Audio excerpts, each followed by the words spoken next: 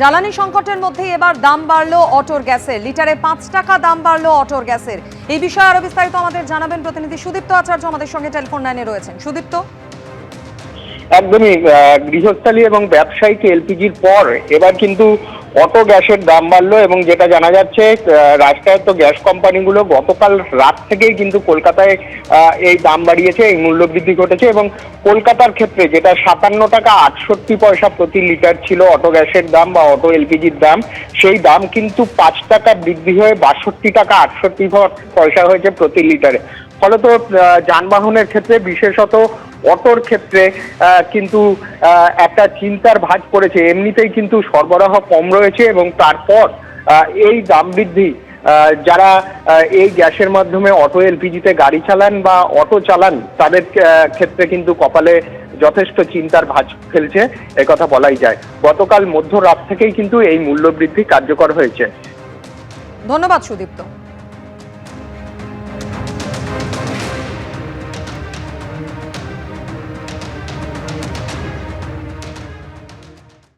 দিকে দিকে গ্যাসের হাহাকার, ঘর থেকে রেস্তোরাঁ কার্যত হাঁড়ি না চড়ার পরিস্থিতি হয়েছে বহু জায়গায়। রান্নাবান্না কমাতে হয়েছে কলকাতার বহু রেস্তোরাঁ এবং মিষ্টির দোকানে। গ্যাস না পেয়ে জেলায় জেলায় বিক্ষোভ। যুদ্ধে জ্বলছে পশ্চিম এশিয়া, আর ভারতে এখন গ্যাস সিলিন্ডারের আকাল। ঘর থেকে রেস্তোরাঁ কার্যত হাঁড়ি না চড়ার পরিস্থিতি বহু জায়গাতেই। কলকাতায় বলরাম মল্লিক, রাধারমন মল্লিকের আউটলেট রয়েছে 18টি। সিলিন্ডারের আকালের জেরে কমাতে হয়েছে উৎপাদন। আগামী দিনে ঠিক কি হবে বুঝে উঠতে পারছেন না সংস্থার কর্তারা। শহরের এক মিষ্টান্ন ব্যবসায়ীর যে কিচেন রয়েছে সেখানে আমরা দেখতে পাচ্ছি যে এই যে আভেনগুলো রয়েছে, মেশিনগুলো রয়েছে, সেগুলো সব বন্ধ পড়ে রয়েছে। এগুলো সমস্তই বাণিজ্যিক গ্যাসেতে চলে। আজকেও অনেক আমার হ্যাম্পার হয়েছে প্রোডাকশানে, কালকে জানি না কি হবে। এখন আর কি পার ডে একটা সমস্যার মুখে পড়েছি, পার ডে একটা যুদ্ধ লড়তে হচ্ছে আমাদের। ফুয়েল বলতে আমাদের কাছে এলপিজি, তো এলপিজি আজ যদি বন্ধ হয়ে যায় তাহলে ব্যবসা তো বন্ধ হয়ে যাবে। সিলিন্ডারের আকালের জেরে চাপের মধ্যে শহরের নামী রেস্তোরাঁ মেনল্যান্ড চায়নার কর্মকর্তারাও। বম্বেতে কোনো অসুবিধে নেই আপাতত, কারণ আমাদের অলরেডি ওখানে পাইপ গ্যাস আছে, মহানগর গ্যাস। দিল্লিতে নেই প্রবলেম অতটা, ব্যাঙ্গালোরে আছে এবং চেন্নাইতে আছে। আমাদের রেস্টুরেন্ট প্রায় আজকে বন্ধ হয়ে গেছে বা বন্ধ হবে। যদি এটা 2-3 দিনের মধ্যে রিজলভ না হয়, পশ্চিমবঙ্গে মানে কলকাতায় আমাদের যে রেস্টুরেন্টসগুলো আছে they will have to be unfortunately shut. শুধু কলকাতা নয়, মুম্বাই, চেন্নাই, বেঙ্গালুরু থেকে লখনৌ, বিভিন্ন রাজ্যের হোটেল, রেস্তোরাঁ, দোকানের ঝাঁপ ফেলার মতো পরিস্থিতি তৈরি হয়েছে। 10-12 दिन के बाद तो ऐसा लग रहा है कि जैसे युद्ध यहाँ यूपी में चालू हो गया। अब हम लोगों को गैस की किल्लत इतनी हो गई है कि लगता है कि होटल करे या ना करे, कमर्शियल गैस मिल नहीं रहा। डोमेस्टिक अगर बढ़ रहा है तो उसके लिए लाइन लगी हुई है। अगर इसी तरह परिस्थिति रही तो होटल बंद करने के कगार पे है। ईरान इजराइल का जो वॉर चल रहा है उसकी वजह से गैस सप्लाई संपूर्ण तरीके से बंद हो चुका है। कब चालू होगा वो तो हमें पता ही नहीं है। একে দামের ছ্যাঁকা, তার সঙ্গে চিন্তা বাড়িয়েছে যোগানের অভাব। সব মিলিয়ে ছোট বড় হোটেল, রেস্তোরাঁ সবারই দুর্ভোগ চরমে। এত ক্রাইসিস যে আজকে বুক করলে 7 দিন পরে পাচ্ছি। একটা দোকান বন্ধ করে খাওয়া বন্ধ হয়ে যাবে তোমার বাড়িতে। আমার 3টে ব্রাঞ্চ, এর মধ্যে 2টো বন্ধ রেখেছি। আজকাল পরে মনে হয় এটাও বন্ধ রাখতে হবে। শুধু ছোট হোটেল রেস্তোরাঁ নয়, গ্যাসের আকালে বিপাকে পড়েছে বড় রেস্তোরাঁগুলিও। কোভিড যেরকম ফেস করেছিলাম, মেনুটাকে হয়তো একদম ছোট করে দেবো, পুরো মেনু চালাতে পারবো না আমরা। কিছুদিন পরে হতে পারে সাপ্লাইটা বন্ধ হয়ে যাবে, ওটা নিয়ে আমরা চিন্তা করছি, প্ল্যানিং করছি কি করব আমরা। গ্যাসের আকালে আতঙ্কিত সাধারণ মানুষ। রান্নার গ্যাস না পেয়ে মাথাভাঙায় গ্যাসের ডিস্ট্রিবিউটরের অফিসে বিক্ষোভ দেখান গ্রাহকরা। পরিস্থিতি এমন উত্তপ্ত হয়ে ওঠে যে ছুটে আসে পুলিশ। সমস্যা বিশাল, কাজকর্ম বাদ দিয়ে রোদ্র মতো দাঁড়ায়। গ্যাসের অবস্থা, গ্যাস নাই, এখন বুক ডেট পাল্টা হয়ে গেছে। 15 দিন পর হইতো আগে, এখন সেটা 25 দিনের মাথায় বুক হয়। সরকারি সূত্রে বলা হয়েছে বিভিন্ন রেস্তোরাঁ সংস্থার সঙ্গে কথা বলে তাদের এলপিজি সরবরাহের সমস্যা বোঝার চেষ্টা করা হচ্ছে। অভিযোগ শোনার জন্য সরকার 3 সদস্যের একটি কমিটি গঠন করেছে। কমিটিতে রয়েছে আইওসি, এইচপিসিএল এবং বিপিসিএল এর এক্সিকিউটিভ ডিরেক্টররা। এই কমিটি প্রয়োজনীয়তা অনুসারে সরবরাহের অগ্রাধিকার নির্ধারণ করবে। এবিপি আনন্দ। বাণিজ্যিক এবং রান্নার গ্যাসের দাম তো আগেই বাড়ানো হয়ে গেছে, এখন মরার উপর যেন খাঁড়ার ঘায়ের মতো আশঙ্কা। টাকা দিলেও গ্যাস পাওয়া যাবে তো?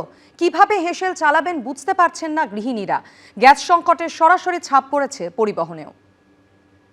এই যে নিয়ে আসলাম সিলিন্ডার, আবার রিটার্ন নিয়ে যাচ্ছি, এখন রান্নাই বন্ধ। বুকিং না হলে আমরা কি করব বলুন, আমাদেরও তো কাস্টমার গালাগাল করে দিয়ে যাচ্ছে। हमारे परिवार में 3 डे लगता है महीने का, तो कितना बचा कर चलेंगे? बहुत बचाएंगे तो दौड़े चलाएंगे। প্রায় 4 দিন হয়ে গেল গ্যাস বন্ধ, তো লাস্ট আমাকে কয়লা ব্যবস্থা করতে হবে।